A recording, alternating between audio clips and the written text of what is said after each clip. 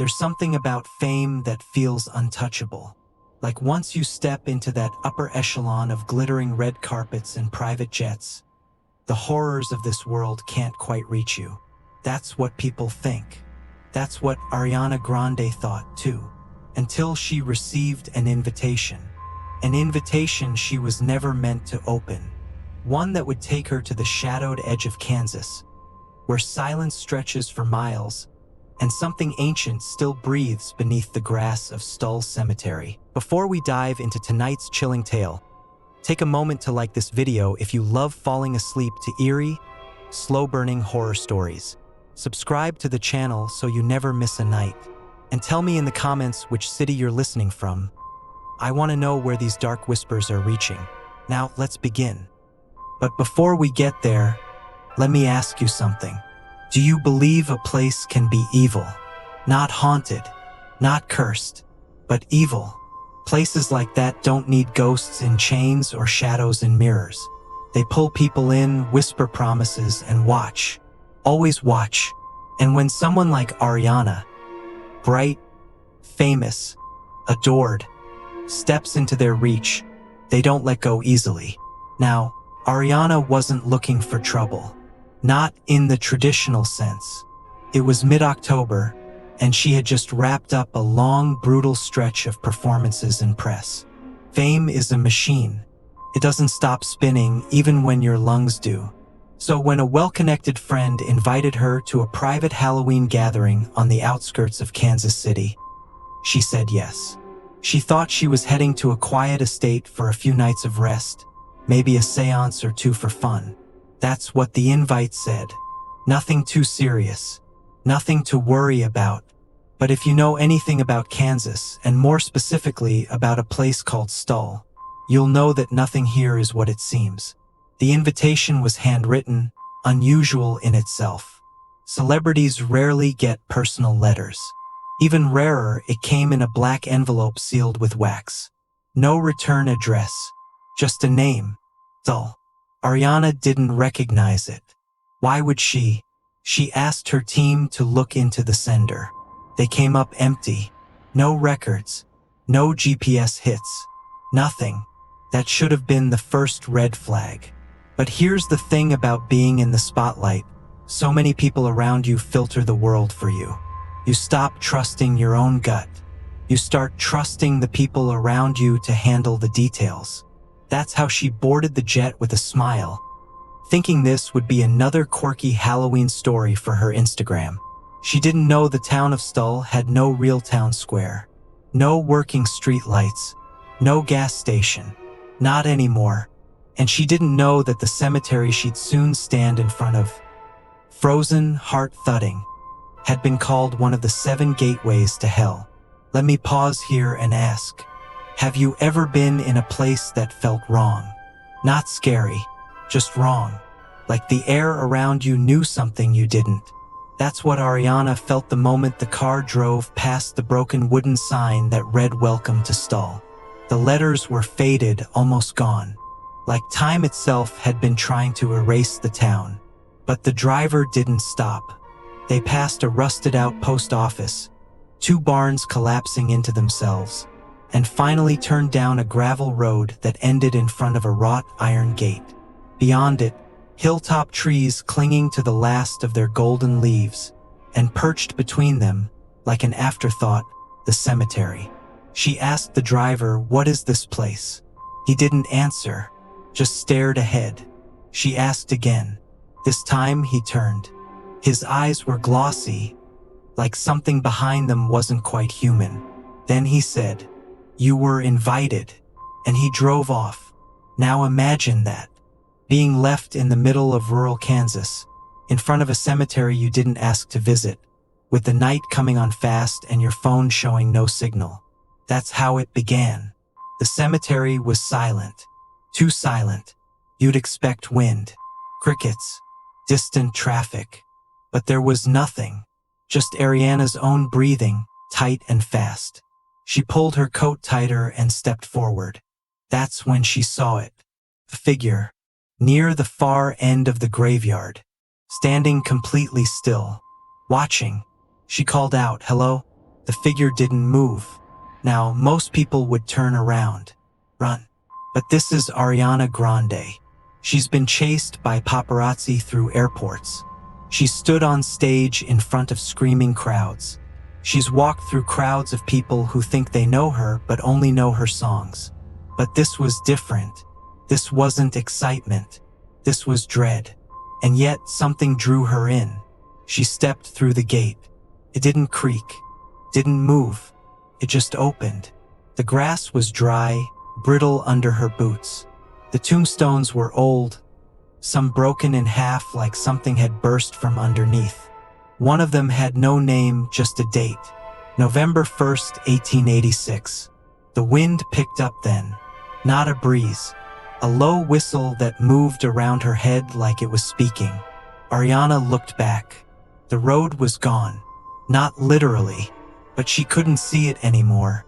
The fog had rolled in so quickly it felt like it had been waiting. Then her phone vibrated. One new message. Unknown number. 3 words. Do not sing.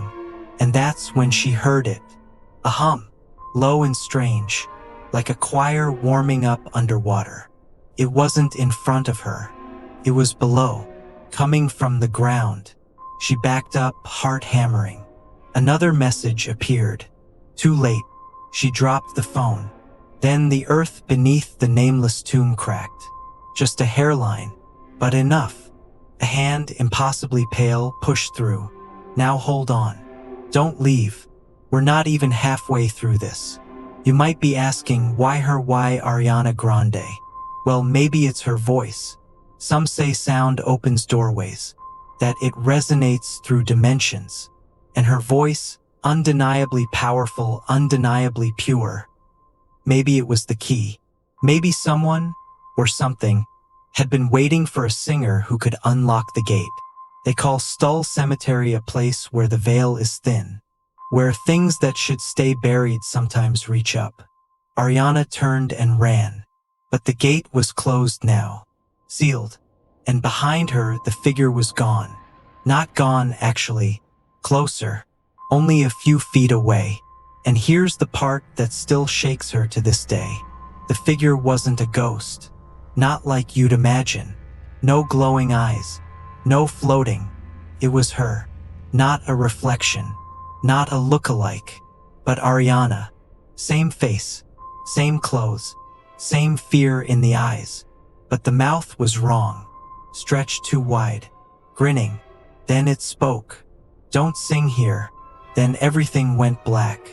Now that would have been the end. But 3 hours later, Ariana woke up in her hotel room in Kansas City, alone. Her team was furious. They claimed she'd never left the city, that she canceled the Halloween event last minute, that she'd stayed in her room the whole night. But here's the thing. There was mud on her boots and a text on her phone from the same unknown number. Thank you. She deleted it instantly, but the chill remained. Now, some stories are told for effect, for fear, for fun. But Ariana never spoke publicly about this, not even in passing, except once. In an old interview buried deep online, the host joked about haunted places. Ariana laughed nervously and said, "I don't mess with Kansas. Not anymore." Then she caught herself and changed the subject. Now here's the question I leave you with. If something in that cemetery needed her voice to open a door, then what exactly did she let out? And more importantly, is it still listening? 3 weeks later, Los Angeles was the same, but she wasn't. Ariana Grande returned to the city like nothing had happened. Her team resumed bookings. Her assistants prepped interviews. On the surface, she was still the superstar, smiling, rehearsing, charming audiences with the same poise. But something had shifted, and the silence followed her home. In her gated mansion nestled in the hills, she started noticing things that didn't belong. The mirrors, for one, felt slower. Her reflection would blink just a fraction too late. And the humming, it wasn't hers. It echoed from vents, from drain pipes, from beneath her studio floorboards like a voice she never invited in. Every time she walked past her piano, a single key would press down with no one near. Middle C, always middle C. Then came the dreams. Not nightmares, not at first. In them, she stood in front of the cemetery again. Only this time, the gate was wide open, wind rushing through her ears. The figure in the distance was there again, but closer with each dream, closer and clearer, and always smiling. She started waking up with her sheets soaked, mud tracked on the floor. Her security team began reviewing footage. One night they found something, her, walking out the back door at 3:33 a.m., barefoot, whispering lyrics that weren't hers. Lyrics in Latin. When she was shown the clip, Ariana froze. She had no memory of leaving the house, no knowledge of what the words meant. But her voice in that footage, it didn't sound like her. It sounded older. And then the messages started again. The same unknown number. The first one said, "Practice." Then another, "We open again soon." She blocked it, texted from another. She changed her number. A handwritten note arrived at her studio the next morning. Same handwriting, same wax seal. No one saw who delivered it. She stopped singing. Her producers were baffled. Something was off. Her range faltered. She refused to record alone. She said the studio felt cold, like someone else was listening, someone underneath. One day, a soft knock came at her dressing room door. No one was scheduled. No one was outside. But lying on the floor, folded perfectly, was a page from an old hymnal, burnt around the edges. The lyrics read, "Where silence sings, the gate swings wide." She asked her team if this was some kind of prank. They had no idea what she was talking about. That night, she called her friend, the one who had originally invited her to the Halloween gathering in Kansas. She hadn't spoken to him since. His assistant answered, quiet, hesitant. "He died 2 weeks ago," she said. "Car accident, near a graveyard outside Topeka." Ariana dropped the phone. Her dreams intensified. Now she wasn't just seeing her double. She was becoming her. Her hands, her face, her voice, blurring between who she was and who had smiled at her through the fog. One night, in the dream, the figure stepped forward and said something new. "It's your turn to lead." Then, she woke up to find candles lit in her hallway, 12 of them, and standing in the corner of her bedroom was a shadow in a wide-brimmed hat. She screamed. Security rushed in. Nothing. But one thing was different. Her phone screen lit up with a text that said, "Welcome back to Stull." At this point, she couldn't deny it anymore. Something followed her. Something had attached itself to her through that voice, through that hum below the grave. She turned to research, not the polished internet kind, the raw kind, basement archives, scanned newspaper clippings, stories not indexed by Google. And that's when she found the mention of Reverend Jacob Hollow, a preacher from 1906 who vanished after hearing voices under Stull. He wrote once that melody holds the gate, that one wrong note can awaken the buried.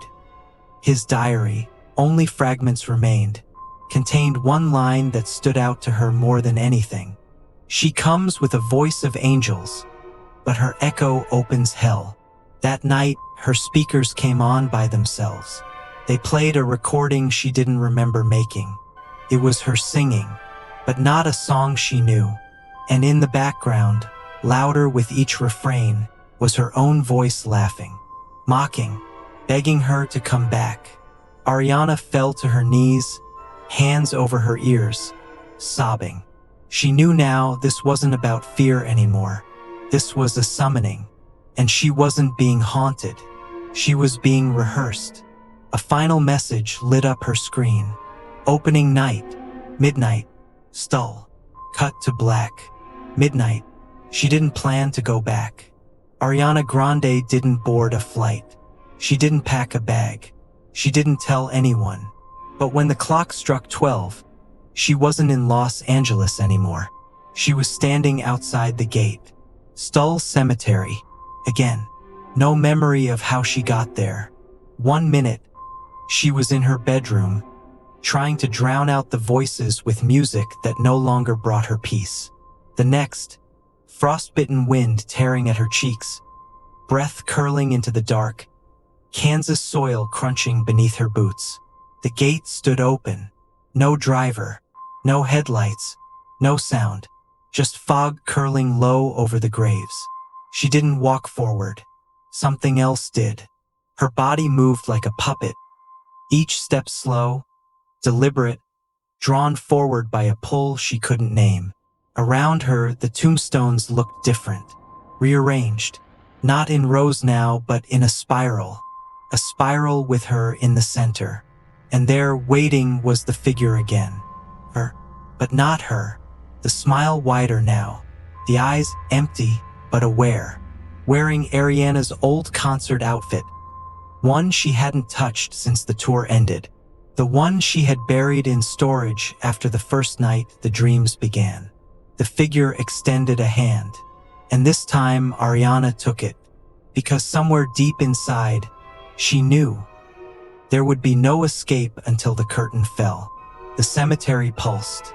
That's the only word she could think of. The ground throbbed beneath her feet like it was alive, listening. Then the voices rose, not singing, chanting, low, deep, not human. They rose from the earth like fog, swirling around her ears, whispering her name again and again in different tones, like a chorus of the dead warming up. And she was the headliner.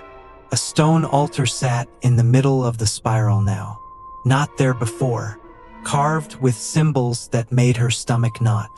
And on it, a microphone, old, rusted, wired into the ground. She shook her head. No, but the figure, the other Ariana, stepped behind her and whispered, "You already sang once." She was right. That first hum, that moment in the cemetery weeks ago, the moment her voice opened the gate. She already began the ritual. Now she had to finish it. But here's where it got worse. Because the second she stepped toward the altar, the fog behind her parted, and she wasn't alone anymore. Rows of faces appeared, some distorted, some familiar. One of them, the driver. Another, the assistant from LA who swore she was just exhausted. Another, her friend, the one who died in a car crash.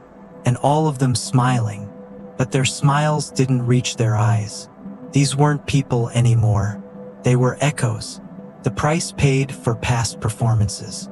Every one of them had been summoned, used, left behind, and now they waited for her to join the choir. She looked down at the microphone. She could run, maybe, but would it matter? She asked herself, was this ever about her at all? Or was she just the newest instrument in something older than music itself? And that's when the ground opened beneath the altar. A slow crack like stone grinding over stone. A hole, blacker than black. And from it, not fire, not ash, but sound. A bass note so low it made her bones ache. A hum that pressed against her chest from the inside, demanding release. The figure behind her whispered again, "Sing, or silence will scream." Tears welled up. Ariana took one step forward, then another. Her fingers gripped the mic. The fog fell silent. Even the wind paused. She closed her eyes and sang, but not her own lyrics. The song flowed out of her, ancient, eerie, almost liturgical. Words that vibrated across the headstones and echoed off the sky itself. And when she opened her eyes, she saw them, not ghosts, not people, but the audience. Rows and rows of watchers with no faces, just mouths, open, waiting, and for every note she hit, another mouth opened. Another set of eyes blinked awake beneath the dirt. The cemetery wasn't a resting place. It was an amphitheater, and Ariana wasn't a victim. She was the performance. Then it changed. The notes twisted. Her voice broke midline, not out of fear but pain. It wasn't her voice anymore. It was theirs. Something inside her throat began to burn, like her vocal cords were tearing apart, reshaping. And from the trees, a figure emerged. Tall, taller than human, wearing a black cassock, its face covered by a cracked porcelain mask. In one hand, a conductor's baton made of bone. It raised the baton slowly, like a maestro commanding a symphony. Ariana felt her arms rise without her control. She sang louder, faster, higher. The wind began to spin around her like a vortex, leaves and dirt lifting into a cyclone. The ground vibrated, and beneath the altar, something opened its eyes. 2 red slits, horizontal, unblinking, watching her, consuming her. She screamed, but the scream turned into a note. One final, perfect pitch, and then silence. Real silence, crushing, complete. The conductor lowered the baton. The fog evaporated. The altar cracked in half, and Ariana fell forward, but landed in bed, back in Los Angeles. Sunlight pouring in through her window, phone ringing. No mud, no fog, no texts, just silence. For now, because that night when she tried to sing in the studio again, no sound came out, not a whisper. Her voice, gone. But somewhere, far from the hills of Hollywood, in the center of Kansas, the gate at Stull Cemetery stood a little wider, waiting for its next encore. 1 week had passed. 7 silent days. No sound, no hum, no whisper from her throat. Ariana Grande had lost her voice. Doctors found nothing wrong. Her vocal cords were healthy, her lungs strong, but every time she tried to sing, even speak, her body resisted, like something inside her refused to let the sound come out. But she still heard it, at night in the walls, in the static between her earbuds, in the silence before a piano note is struck. It was always there, a low, constant note, a reminder, and then the dreams returned. But they weren't dreams. They were memories. Memories of what she saw beneath that altar. Not just a presence, place, a hollow kingdom stitched together with sound. Endless corridors where echoes fed on each other. Choirs made of bone. Doors that opened with melody and screamed when shut. She had been there, and now it wanted her back. Not as a guest, as its voice. One night, in the middle of her studio, the speakers came alive without warning. No wires, no power, just static turning into song. Her song, but twisted, slowed, played in reverse, and layered beneath it was a second voice, whispering. Final rehearsal. She dropped to her knees. That was the moment she understood. It had never wanted her voice. It wanted her obedience, because the voice itself, pure, perfect, powerful, wasn't the gift. It was the leash, and Ariana had just been taught how tight it could pull. She had a choice now: stay silent forever, or go back to Stull and end it. So she left, this time not by force. No flights, no limos, just a hoodie, dark glasses, and a rented car. She drove alone, all night. No music, no distractions. And as Kansas came into view, the sky turned gray. The wind turned sharp, and her name returned to the air like it had been waiting for her. She reached Stull Cemetery just after midnight. This time, the gate wasn't open. It was gone. Twisted iron scattered across the ground like it had been blown apart from the inside. The cemetery had changed. It was no longer overgrown. It was prepared. the tombstones perfectly aligned, like pews in a church. At the far end, where the altar once stood, was a stage, lit by lanterns that burned with blue flame. In front of it, an audience, hundreds of them, some she recognized, fans, former producers, faces from photos she hadn't seen in years. All dead, all waiting. She stepped forward. The fog parted like curtains, and at the center of the stage stood her double, still smiling, still silent. Ariana walked toward her. Each step felt heavier, each breath more distant. Then finally they stood face to face, a mirror image, except the other Ariana's mouth hung open, wider than it should, unhinged, hollow. From deep inside that mouth came a sound, not a voice, a scream, but it didn't come out. It went in.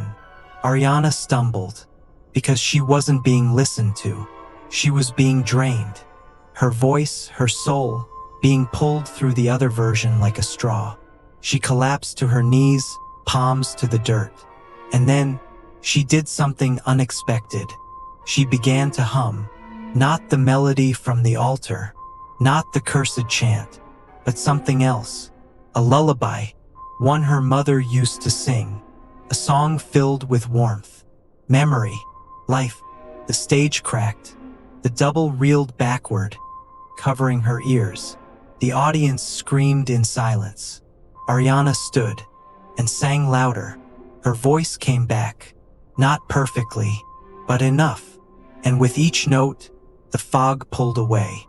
The tombstones trembled. The blue flames flickered out. And from the center of the cemetery, the earth split open. Not like before, not a summoning, a release. A great breath exhaled from below, and something ancient let go. The double dissolved into dust. The audience flickered into smoke, and Ariana was left alone, breathing, alive, free. The stage gone, the cemetery empty. She walked back to her car as the sun began to rise. No text came, no voices followed. She had done it. She had broken the cycle. Or so she thought. Back in Los Angeles, weeks passed without incident. She sang again quietly, carefully.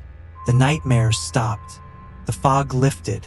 Until one morning, she walked into her kitchen and froze.